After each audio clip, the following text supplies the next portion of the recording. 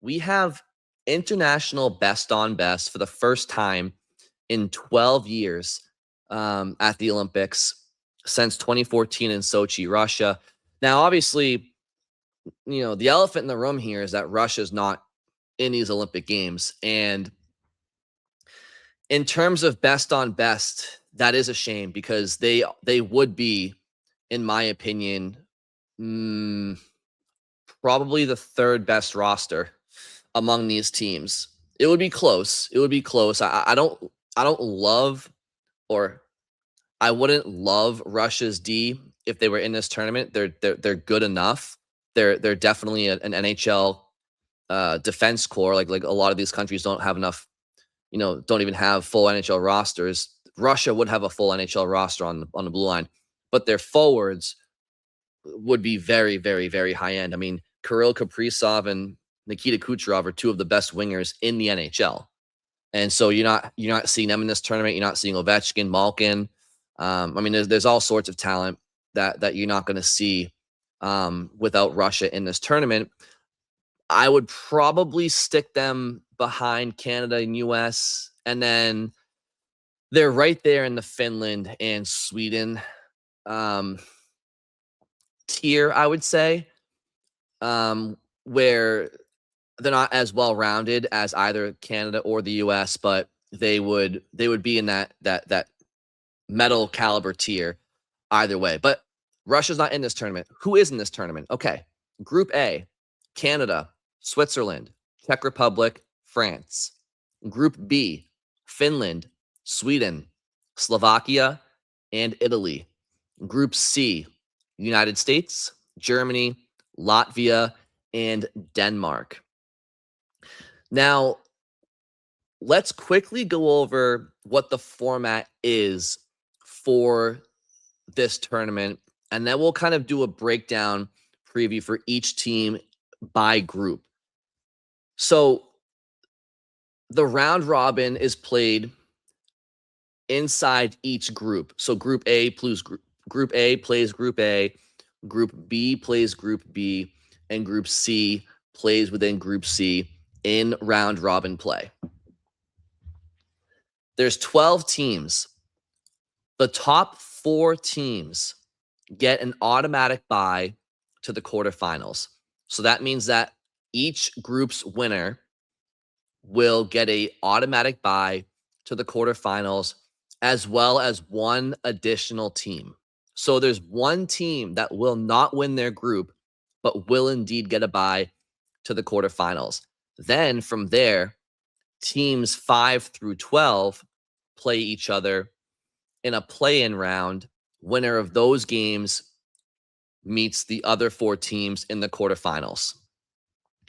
The winners of the 4 quarterfinal games will go to the semifinals, and the winners of the semifinals will go to the gold medal game. The losers of the semifinals will go to the consolation bronze medal game. Okay? So let's start off here. We'll go with Group A first. And the first team in Group A that we're going to go over is Team Canada. Also, one last thing before I go to Canada. The graphics you're about to see, okay, they are, for the most part, line charts that have been used in practice so far over in Milano Cortina. So for the most part, these are pretty accurate. I'm also going to say right now that for teams that, what I did with these graphics was I only included players from these rosters in these graphics that are either current NHL players or have recently played in the NHL or played in the NHL for a long time. And the reason why I did this is not to omit the players on these rosters that aren't NHL players, because I just don't want to have them in there. The reason I'm doing it is because the NHL is objectively the best, most competitive, and highly skilled hockey league in the world. So I wanted to show and illustrate how many NHL players are on these rosters, because it helps you it helps you have an understanding of just how much of an underdog or favorite a team really is. Okay. And also, you know, I don't think the names would be recognizable on this graphic really, and because they're not known names. They're players that are playing over in Europe and whatnot. So you'll see what I mean. But I'm doing it to make to make an exercise of this. I want you to see what certain teams are up against. Okay. Team Canada is not one of those teams. Okay. They are 100% made up of NHL players, not just NHL players, but some of the best that the league has to offer. So, Team Canada, here are the lines in their most recent practice. Connor McDavid's centering Macklin Celebrini and Tom Wilson. Nathan McKinnon centering Nick Suzuki and Brad Marchand, former Boston Bruin, one of the greatest Bruins of all time, Brad Marchand, now playing for the Florida Panthers. Sidney Crosby centering Mark Stone and Mitch Marner. So that is all you really need to know about how deep and talented Canada's forward group is when you have Sidney Crosby as your third line center. Let that one sink in. And by the way, Sidney Crosby is still over a point per game guy in the NHL, even at age 38. So it's not like he's regressing at all. He's still Sid the Kid, despite being nearly 40. Fourth line is Bo Horvat centering Brandon Hagel of Tampa and Sam Reinhart of the Panthers. Again, Sam Reinhart's a 60-goal scorer at the NHL level. He's on their fourth line. Extra forwards for Canada. Sam Bennett, no big deal. Just the MVP of the Stanley Cup Finals last season. Not only is he an extra forward for Canada, he wasn't even on the initial roster.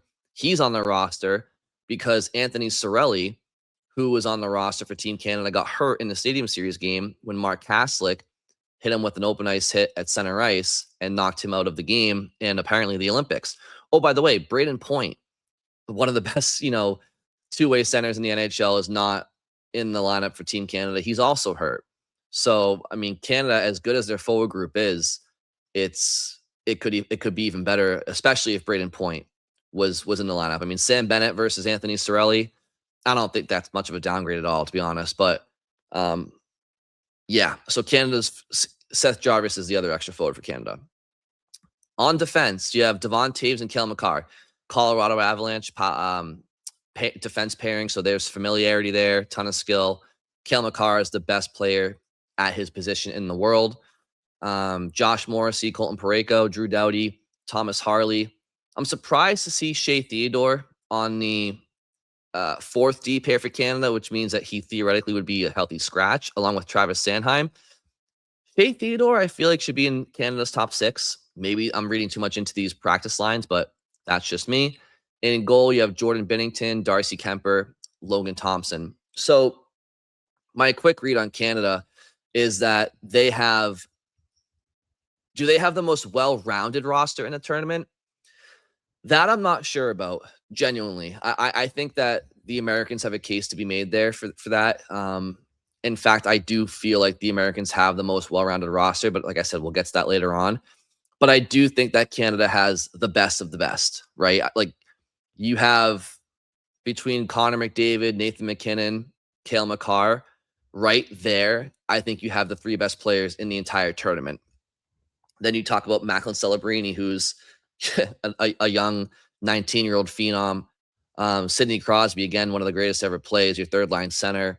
There's skill, talent, and pedigree up and down this lineup, and I think the Canadians are the favorite to win the gold, as they should be. I think that when you talk about best on best, you have to have Canada as the favorite. As good as the American roster is, and Swedes and the Finns, if we're talking betting favorite, I think it has to be Canada, just because, as Ric Flair once said, to be the man, you have to beat the man. And obviously, there's been gold medal winners the last couple of Olympics that weren't Canada, but again, it wasn't best on best. And we all know that those tournaments, all due respect to the athletes involved, those weren't realistic in terms of the outcome. I think where Canada is vulnerable, I think, is in goal. And I don't think that they have the best blue line in the tournament. They have the best defenseman in the tournament, but I don't think 1 through 6 that they have the best blue line. They have one of the best, but I don't think they have the best. I think they have the best forward group in the tournament, but I think that's it. I think the best decor and the best goaltending go to other teams in this tournament, but I still think it makes them the overall favorite just because, like I said, to be the man, you have to beat the man. In terms of goaltending, I just think that, if the Olympics were, if there were 3 or 5 game series, right? Like I think it would be more problematic. In these one game tournaments, 1 game elimination tournaments, as we've seen with Jordan Binnington at the Four Nations, like it just takes somebody to get hot in 1 game. So I actually don't think goaltending is as much of a weakness as some people may think it may be for not just Canada, but even like for the US, right? Everybody talks about the US's goaltending. It's like, okay, yeah, if it was a 7-game series, I would love the US's goaltending. But again, these 1 game tournaments, it doesn't take much, right? So we can move on from Canada. We'll head along to the Swiss. So this is where, for the first time, you'll see what I'm talking about. For Canada, I had 5 forward lines and 4 D pairs and 3 goalies because they were all NHL players and they're so deep that they have a full, they have an entire roster, including their extras, are some of the best players in the NHL. With the Swiss, however, I want to show, basically of their roster who are NHL players because it gives you a visual of just how hard it's going to be for the Swiss and other teams. There are certain teams that make the Swiss look like a full roster of NHL players. So this visual just kind of helps you gauge where each country's program is at in terms of players that play in the NHL versus players that don't, representing their country. And I just want to also say that just because a player doesn't play in the NHL, that doesn't mean that they aren't capable of it, right? I'm not saying that, players on Team Switzerland or Denmark or Latvia or Germany, Italy, well, maybe Italy, but, they may have players that don't play in the NHL, but maybe it's because they don't want to play in the NHL. Maybe it's because they don't want to move their family to North America. Like there could be preferences about why players elect to stay in Europe because there are players that are certainly capable of playing in the NHL. They're playing in other leagues, even though they may be few and far between. So for the Swiss, you have Kevin Fiala, Nico Hischier, Timo Meier, Pius Suter, Philip Kurashev, Nino Niederreiter. Those are 6 forwards who play at the NHL level. Fiala, Hischier, Meier, they're all top line forwards for their teams in the NHL, or at least top line caliber. It depends on how they get deployed on any given night. Pius Suter, good player. Philip Kurashev, young guy. Nino Niederreiter, good veteran guy. On the back end, you have Roman Josi, who's, one of the best defensemen in the NHL, right? Has been for quite some time. So they don't have a ton of depth on their blue line in terms of NHL talent, but they have one of the best. JJ Moser is good young player over at Tampa Bay. And then Jonas Siegenthaler is a, solid, more defensive defenseman for the Devils. So again, not a ton expected from the Swiss in this tournament. I think the Swiss will be, they will not win Group A, obviously. That's going to go to Canada. But they should just, going back at who else is in Group A? So you have Canada, Swiss, Czech, and France. So the Swiss will finish 3rd in this group, I think, behind the Swiss, behind the Czechs, and behind Canada. But they will finish ahead of the French. So they'll be one of those teams in the play-in round. And as far as who they play in that situation, I don't know. It's tough to predict that. Moving along to the French, Team France. Alexander Texier, he plays for the Montreal Canadiens forward. He's the only NHL representative for the French. Not expecting much from them in this tournament. Hope for the best for them, but it's not looking good for the French when it comes to competing for any sort of medal in this tournament. The Czechs. So this team, to me, is the best roster in the tournament, not named Canada, US, Finland, or Sweden. They would be even better had they not lost Pavel Zacha, who would definitely be probably their top line center in this tournament, playing alongside David Pastrnak due to their familiarity in Boston together. But so you don't have Pavel Zacha, so Thomas Hertl will be in that top line center role. in between Pasternak, who's one of the best wingers in the game, as well as Marty Natchez. Then you have David Camp centering two Andres in Palat and Kasha. Obviously, Andre Palat is a Stanley Cup champion at the NHL level for Tampa Bay. Andre Kasha used to play for the Bruins. Hasn't played in the NHL for about 5 or 6 years, but he's been at the top level, and he'll be okay in this tournament. And then beyond them, I mean, Radek Faksa is the fourth line center projected. He's in the NHL for Dallas, I believe. He's a good depth player. Dominic Kubalik spent some time at the NHL with Chicago at times. On the back end, Philip Ronek, Michael Kempney used to play in the NHL. Ronek's obviously a top pair defenseman at the NHL level. Radko Gudas is a captain for the Ducks, so he's definitely a good guy to have in your back end. Jan Ruda used to play in the NHL for quite some time. David Spacek is a young player for the Minnesota Wild. So in goal, you have Lucas Dostal, Dan Vladar, a couple NHL guys there. So the Czechs have some talent for sure. They should be expected to be in the play-in round, and depending on who they play in the play-in round, I expect the Czechs to be in the quarterfinals. I think they'll probably finish as the 5 or 6 seed, which means they'll probably play the 11 or 12 seed in the play-in rounds, and that'll probably be Italy or France. And so the Czechs should be in the quarterfinals. Against who remains to be seen, but they will be one of the final 8 teams, in my opinion. Moving along to Group B, we have the Finns. Now, the Finns are without Sasha Barkov, and Barkov is one of the best centers in the game, certainly two-way centers. So it's a big miss for the Finns. That said, I still love their roster. I still think that it's a toss-up between them and Sweden as the third best team in this tournament. I'm leaning towards the Swedes just because of their blue line, and I love the Finns' blue line. I don't love their third pair. It's okay, but for me, their top 4 I like, but their third pair is a little suspect in terms of comparing them to the Swedes. So again, no Alexander Barkov for the Finns, but you have Rupe Hintz centering Mikko Granlund and Mikko Rantanen. Rantanen is one of the best forwards in the NHL. Arturi Lehkonen with Sebastian Aho and Oliver Kapanen. Decent second line there. I actually really like the Finns' third line of Eetu Luosterainen, Anton Lundell, and Teuvo Teravainen.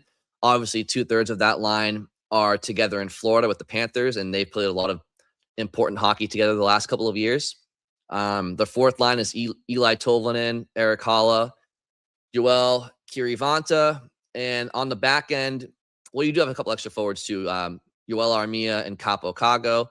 And then on the back end, you have Miro Heiskanen, again, one of the best defensemen in the NHL, with Esa Lundell. They play together in Dallas. Nico Mikkola, big towering defenseman for the Florida Panthers. He's very hard to get around, good defensive guy, along with Rasmus Ristolainen. So that's gonna be a tough D pair to play against, like especially on smaller Olympic ice. I know that they don't have the flash of some other countries' pairs, but that Mikkola Ristolainen pair, it's not going to be easy to play against. So I like the Finns blue line. I do. I like the makeup of the Finns roster. They're heavy, and I just like how they play. I think the Finns are going to do well. I don't know who's going to win Group B between the Finns and the Swedes, but I do know that I can't wait for them to play each other head to head. So that'll be really fun.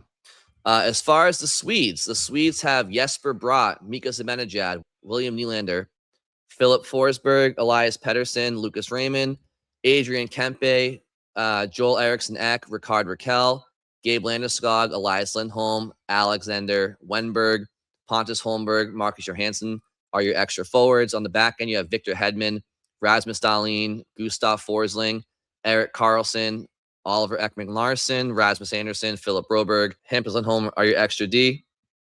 Philip Gustafsson, Jacob Markstrom, and Jesper Wallstead are your goalies for Team Sweden. So again, the Swedes, I think their D core puts them just slightly above the Finns, especially without Sasha Barkov for the Finns.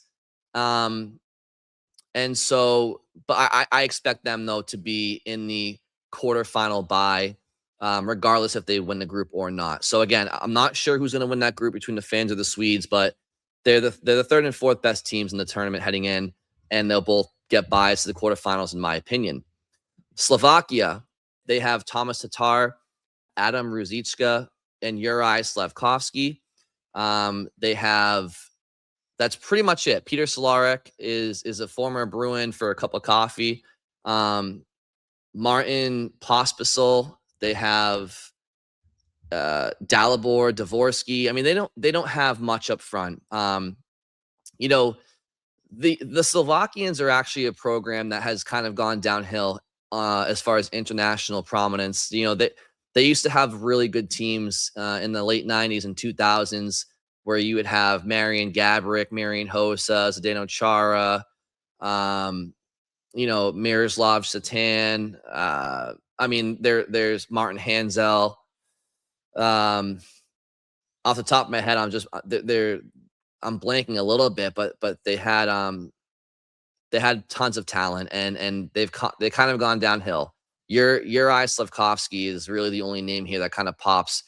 Thomas Tatar is a good NHL veteran who's not currently playing in the NHL, but yeah, I just think the Slovaks are going to have some trouble. They're going to have some trouble competing. I think ultimately, I think that, you know, they're not going to win their group.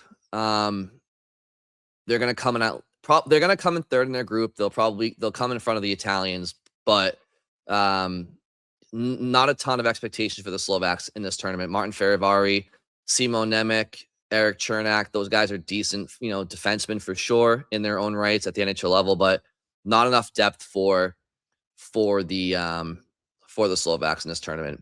As far as Italy, the host country, they have no NHL or AHL representation in this tournament. So, fellas, go ahead and make a Disney movie. Go shock the world. But yeah, they should be finishing. You know, to be honest, I can't tell you much of a difference between France and Italy in terms of how good each team may be compared to each other. But I think, you know, to have Italy as 11-12 in this tournament, playing the 5 or 6 seed in the play-in round is exactly where they will finish, barring any sort of miracle.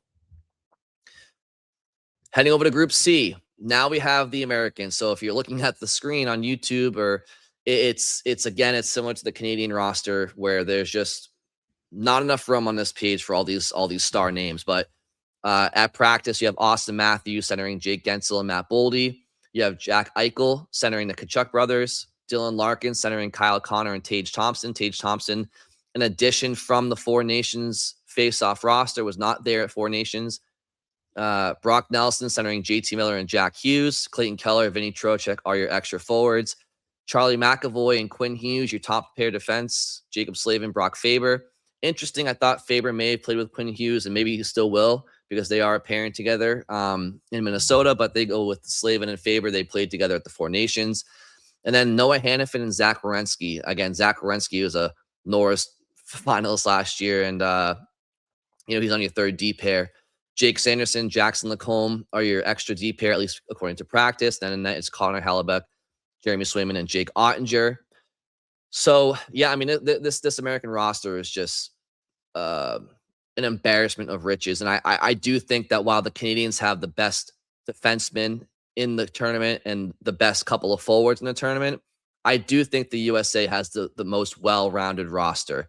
I don't know how beneficial it's going to be that they have the best goaltending, just because it's not, like I said, it's single game elimination, and all it takes is, you know, one bounce here or there. But I do like the Americans in this tournament, and it's the best team that they've ever given on paper to the Olympics, and very much looking forward to them. You know, they're going to breeze their way through the group stage, and they will have a bye to the quarterfinals, no doubt about it. The Latvians are also in Group C. Zemgus Gurgensons, Teddy Bluger, Kasper Dogovins, some wily veterans there. Edwards Trailmax, Donslaw Schmelis, Sandis Valamis. He had the infamous elbow against Charlie McAvoy. Those are some notable names up front that have either played at the NHL level before or currently, or are prospects in North America. And then Uvis Balinskis, he's a defenseman for the Panthers, good player. He is the lone defensive representative for the NHL on this roster. Elvis Merzlikins, obviously over in Columbus as an NHL goaltender. So the Latvians, again, I mean, they'll be battling with Germany and Denmark in this tournament for second place in Group C, but let's call it for what it is. Group C is going to the Americans, barring any sort of crazy upset, and they'll be battling in the playing stage with, you know, probably, you know, the Swiss or the Slovaks or something, honestly. So, but you know what? The Latvians had a good showing a couple of world championships ago, and you know, hey, they're a program that's on the rise, respectively to them. So, hopefully, they'll have a good showing for themselves. Now, the Germans are top heavy with Leon Draisaitl and Tim Stützle. I think they'll probably put them on separate lines because I think Germany's going to elect for some top six depth. Tim Stützle is obviously over a point per game center for the Ottawa Senators. He's 24 years old. So I don't think they'll put him on the wing. I think they'll keep him at center because that's probably where he plays best. And again, they'll use Stützle and Draisaitl. Again, Draisaitl is one of the best forwards in the world, not named Connor McDavid. They'll put them together in power play situations and if the team's down a goal or needs a goal. But I feel like they'll probably separate them at 5-on-5 for the most part and elect for balance, especially in terms of matchups. JJ Peterka, right winger, legit, you know, top line guy at the NHL level. He'll probably definitely be in that top six. Lucas Reichel, young kid who's been moved around from Chicago to Vancouver at the NHL level. Now he's not even in the NHL at all. He's had some character issues probably. So, but you know, on this team, he'll be a top six forward, I think. Nico Sturm is an NHL player. Tobias Reeder, Dominic Cahoon, those guys have NHL experience. Moritz Seider is in the running for the Norris Trophy this year. So again, Germany, what they lack in depth, they have it in high-end skill, but it won't be enough to win the group stage, and they'll be in the playing round as well. And then to finish off, we have Denmark. And Denmark, I'm not expecting much from.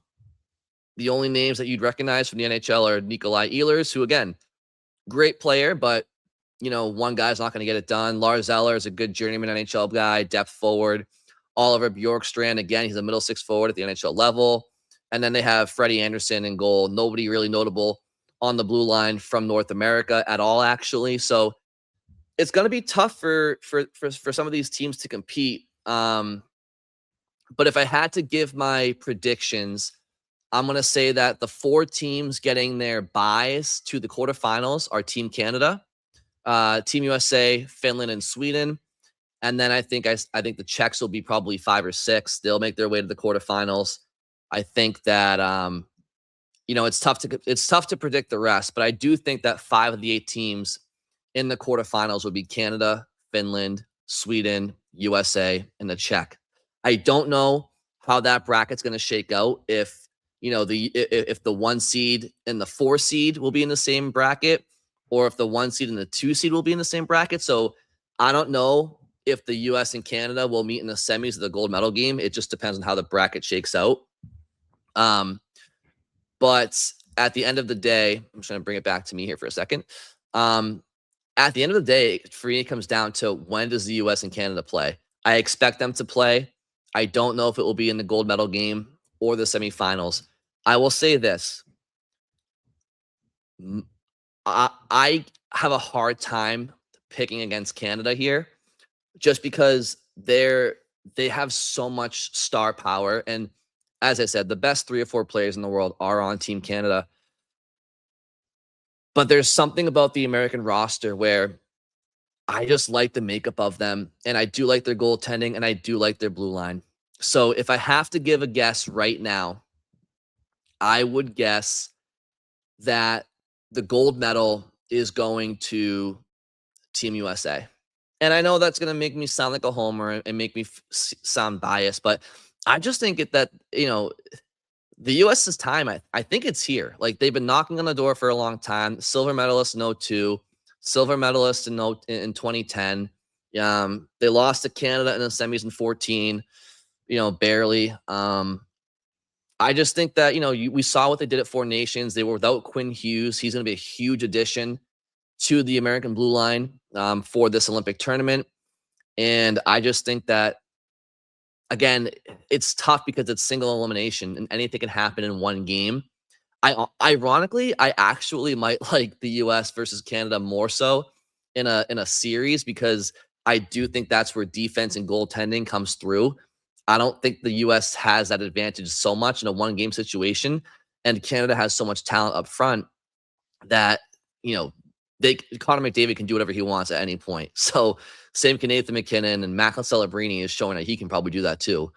So, maybe the best way for the Americans to win gold is for them to not play Canada, but we want to see Canada US. And if we do and the Canadians win, I'll be happily wrong, but I'm going to go with my boys in the red, white and blue and we'll see how it all shakes out.